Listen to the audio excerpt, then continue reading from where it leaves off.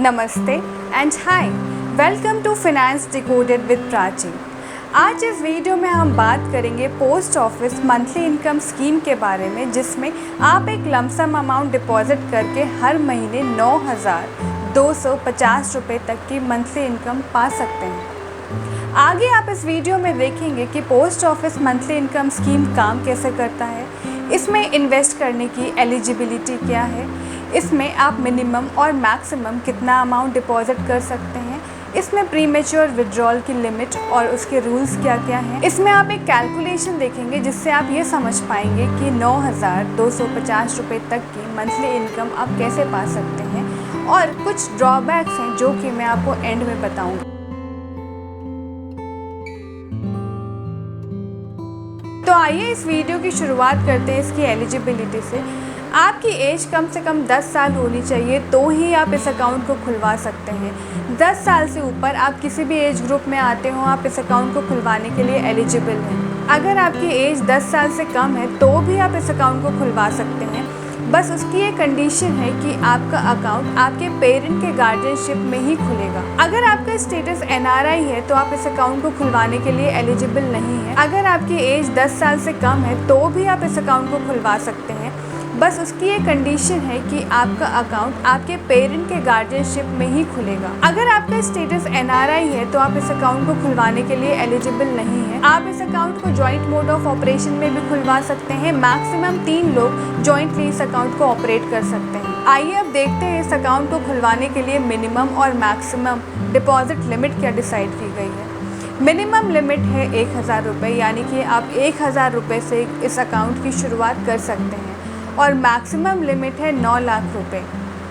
9 लाख रुपये तब है जब आप सिंगल मोड ऑफ ऑपरेशन में इस अकाउंट को ऑपरेट कर रहे हैं। अगर आपने इस अकाउंट को जॉइंट खुलवाया है अपने फैमिली मेम्बर के साथ तो मैक्सिमम लिमिट है 15 लाख रुपये। बजट 2023 से पहले सिंगल अकाउंट की मैक्सिमम लिमिट थी 4.5 लाख रुपीज़ और जॉइंट अकाउंट की लिमिट थी 9 लाख रुपीज़। एक इंडिविजुअल चाहे तो कितनी भी अकाउंट खुलवा सकता है, इसकी कोई मैक्सिमम लिमिट डिफ़ाइन नहीं करी गई है। लेकिन अगर आप एक से ज़्यादा अकाउंट खुलवाते हैं तो सारे अकाउंट्स का जो टोटल अमाउंट है वो 9 लाख से ऊपर नहीं होना चाहिए। अगर आपका अमाउंट किसी भी वजह से 9 लाख से ऊपर हो जाता है, हो सकता है आपने गलती से डिपॉजिट किया हो सकता है आपको मैक्सिमम लिमिट नहीं पता है इसलिए आपने डिपॉजिट कर दिया, तो 9 लाख के ऊपर जितना भी अमाउंट होगा उस पर आपको 4% का ही रेट ऑफ इंटरेस्ट मिलेगा। तो यहाँ पे आपको इस बात का ध्यान रखना होगा कि अगर आपका सिंगल अकाउंट है तो आप उसमें 9 लाख से ऊपर रुपए जमा ना करें, और अगर आपका जॉइंट अकाउंट है तो उसमें आप 15 लाख की जो लिमिट है उसे क्रॉस ना करें। Post office monthly income scheme का एट प्रेजेंट जो रेट ऑफ इंटरेस्ट है वो है 7.4%।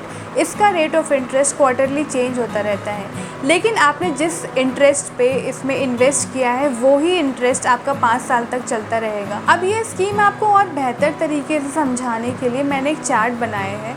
उस चार्ट को देख के आप ये समझ जाएंगे कि आप कितना अमाउंट डिपॉजिट करेंगे तो आपको कितना मंथली इनकम मिलेगी। उस चार्ट में 1 लाख से लेके 15 लाख रुपए तक का अमाउंट है और रेट ऑफ इंटरेस्ट है 7.4%। आइए चलते हैं चार्ट की तरफ। इसमें आप 1 लाख रुपए जमा करेंगे तो आपको मंथली इनकम जो मिलेगी वो है 617 रुपये।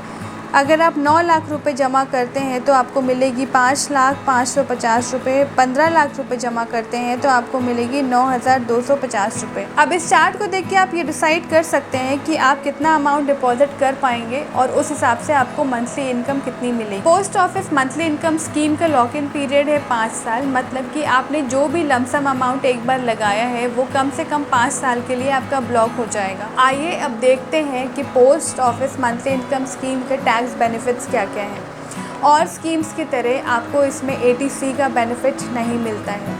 इसमें जो इंटरेस्ट इनकम है वो टैक्सेबल होती है, मतलब अगर आपकी इंटरेस्ट इनकम टैक्सेबल ब्रैकेट में आती है तो आपको टैक्स पे करना पड़ेगा। इसमें एक बहुत अच्छी बात यह है कि इसमें TDS डिडक्ट नहीं किया जाता है। अब आपने ये तो देख लिया कि जो इसका लॉक इन पीरियड है वो है 5 साल। 5 साल के पहले आप विड्रॉ नहीं कर सकते अपने पैसों को, लेकिन कुछ इमरजेंसी आ जाती है, कुछ बहुत बड़ी प्रॉब्लम आ जाती है आपके सामने और आपको पैसों की ज़रूरत पड़ती है, तो उस केस में क्या आप ये पैसे इस्तेमाल कर पाएंगे? जी हाँ, इन पैसों को आप तब विड्रॉ कर सकते हैं। आइए प्री मैच्योर विड्रॉल के रूल्स मैं आपको बता देती हूँ।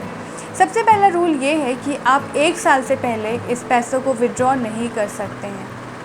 3 साल से पहले अगर आप इस पैसे को विड्रॉ करते हैं तो 2% की पेनल्टी पड़ती है आपके प्रिंसिपल अमाउंट पे। अब तीसरी कंडीशन है, अगर आपने पैसे विड्रॉ किए 3 साल के बाद तो आपको 1% अपने प्रिंसिपल अमाउंट पे पेनल्टी पे करनी पड़ेगी। अब ये तो आपने देखा कि प्री मैच्योर विड्रॉल की क्या कंडीशन है। अब देखते हैं कि अगर एप्लीकेंट की डेथ हो जाती है तो उस केस में पैसों का क्या होता है। मैच्योरिटी से पहले अगर एप्लीकेंट की डेथ हो जाती है तो नॉमिनी या फिर लीगल हेयर को प्रिंसिपल अमाउंट हैंड ओवर किया जाता है।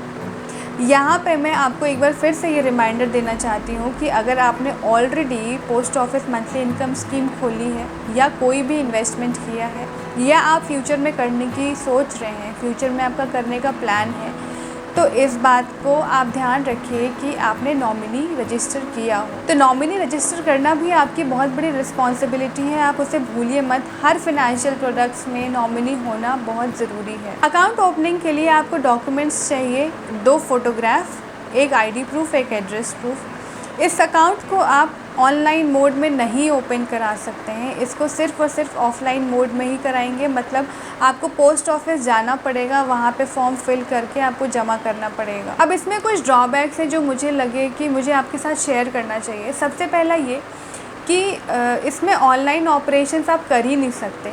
आजकल हर चीज़ इतनी डिजिटाइज्ड है। आप कोई इंश्योरेंस लें, कोई आपका सेविंग्स अकाउंट हो, करेंट अकाउंट हो, एफडी हो, आरडी हो, या कोई भी म्यूचुअल फंड हो या कोई भी इन्वेस्टमेंट हो, आप हर चीज़ ऑनलाइन उसको चेक कर सकते हैं। उसका पेमेंट आप ऑनलाइन कर सकते हैं, ऑनलाइन विड्रॉल कर सकते हैं, ऑनलाइन उसमें चेंजेस कर सकते हैं। तो हर चीज़ ऑनलाइन अवेलेबल है। But post office monthly income scheme में आपको ऑनलाइन फैसिलिटी अवेलेबल नहीं है।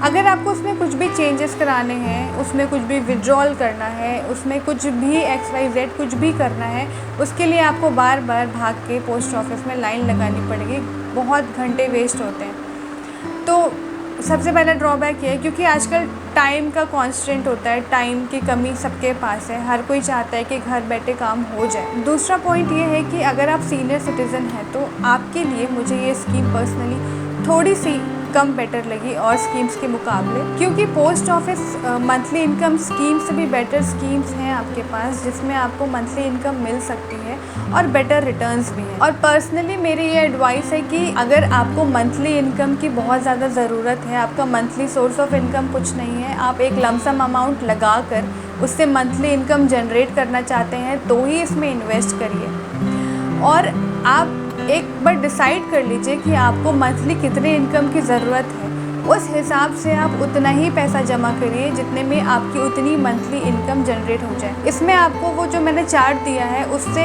आपको बहुत हेल्प मिलेगी। आप उससे डिसाइड कर सकते हैं कि मुझे इतनी इनकम चाहिए तो मुझे इतना अमाउंट ही लगाना है।